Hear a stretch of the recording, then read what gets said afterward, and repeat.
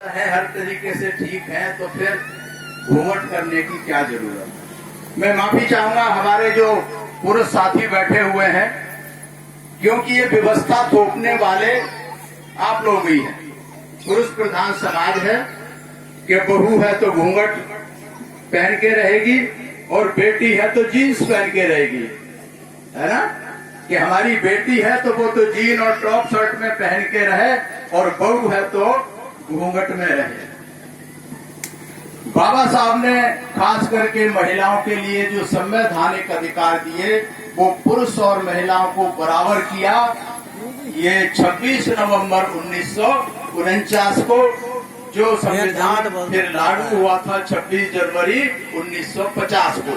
1950 को अधिकार मिले, सब स्वतंत्र हो गए, कोई किसी के दबाव में नहीं, कोई नीचा नहीं, कोई ऊंचा नहीं, सबको समान अधिकार। इससे पहले पुरुषों को जो मजदूरी मिलती थी महिलाओं को उससे आधी मिलती थी, लेकिन 26 जनवरी 1950 से सब बराबर कर दिए। महिलाओं को नौकरी का अधिकार, कुछ भी करने का अधिकार, चुनाव लड़ने का अधिकार, वोट देने का अधिकार, कपड़े अच्छे पहनने का अधिकार, जेवर पहनने का अधिकार, ये सब कुछ अगर दिया तो बाबा साहेब डॉक्टर अम्बेडकर ने दिया। इसलिए एक बार जोरदार तालियां दिया। कस के बना, अच्छा बना। 10, 12, 15, अरे बोलो, आप बोलो 10, 12, 15 मिनट का बना। तो बाबा साहब का हम सबको ऋणी होना चाहिए और बहुजन समाज के लोगों को ही नहीं, इस पूरे देश के लोगों को बाबा साहब का ऋणी रहना चाहिए कि उन्होंने ऐसा संविधान लिखा जिसमें सबको हक हकूक अधिकार बराबर दिए। एक वोट का अधिकार दिया, वो चाहे रानी हो चाहे महत रानी हो, पुरुष हो, कोई भी हो, कितना बड़ा हो, सबको एक वोट का अधिकार दिया और सबके एक वोट की कीमत भी एक। ये नहीं कि अगर प्रधानमंत्री है तो उसके वोट की कीमत 100 हो जाए, सबके वोट की कीमत एक। ये सबसे बड़ा हथियार बाबा साहब ने हमें दिया। 26 नवंबर 1949 पहले 25 नवंबर को जब संविधान सभा में बहस हो रही थी, पार्लियामेंट में बहस हो रही थी संविधान को लेकर के, तो करीब 350 मेंबर थे संविधान सभा में। वो तरह तरह के सवाल बाबा साहब से पूछ रहे थे, दुनिया भर की शक शंकाएं बाबा साहब से पूछ रहे थे और बाबा साहब ने हर सवाल का जवाब दिया। और बाबा साहब ने बहुत बहुत महत्वपूर्ण बात कही थी। 25 नवंबर 1949 को बाबा साहब ने कहा था कि संविधान अगर कितना भी अच्छा क्यों ना हो, लेकिन अगर संविधान को मानने वाले, संविधान को चलाने वाले अगर उनकी नियत सही नहीं होगी तो ये संविधान का कोई फायदा नहीं है। और संविधान कितना भी खराब क्यों ना हो, अगर संविधान को चलाने वालों की नियत ठीक होगी तो ये संविधान बहुत अच्छा रहेगा। आज आप देख रहे हैं बहुत जगह आपने भी सुना होगा, आपने भी संविधान बचाओ आंदोलन तमाम सारे चल रहे हैं। तो आज जो हो रहा है वो बाबा साहब ने 50 साल पहले बता दिया था कि अगर संविधान चलाने वालों की नियत ठीक नहीं होगी तो ये संविधान कुछ नहीं कर पाएगा। आज सारी संवैधानिक व्यवस्थाएं काम करती नहीं है, संवैधानिक अधिकारों का हनन हो रहा है। तो क्यों हो रहा है? क्योंकि जो देश को चला रहे हैं, जिनके ऊपर संविधान को लागू करने की जिम्मेदारी है, वो नहीं चाहते कि बाबा साहब के संविधान में जो हक हकूक अधिकार खासकर बहुजन समाज के लोगों को मिले, महिलाओं को मिले, वो उनको मिले।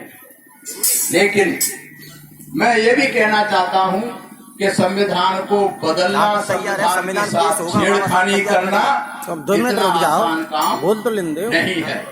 किसी माई के लाल की हिम्मत नहीं है इस देश में, क्या दुनिया में, जो संविधान को बदल पाए। उथल पुथल शोर शराबा कितना ही कर।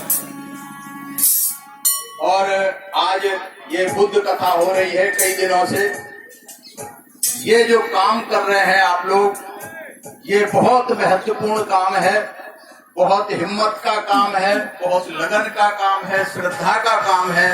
तो जो आसपास के गांव के जो साथी हैं जो कर रहे हैं, आप लोग इतनी भारी तादाद में आए और देख करके लग रहा है कि हमारे पुरुषों में उत्साह कम है और आप लोग महिला में उत्साह ज्यादा है। पूरा पंडाल भरा हुआ है, पुरुषों का आधा खाली है। अब पहले ताली बजा लो।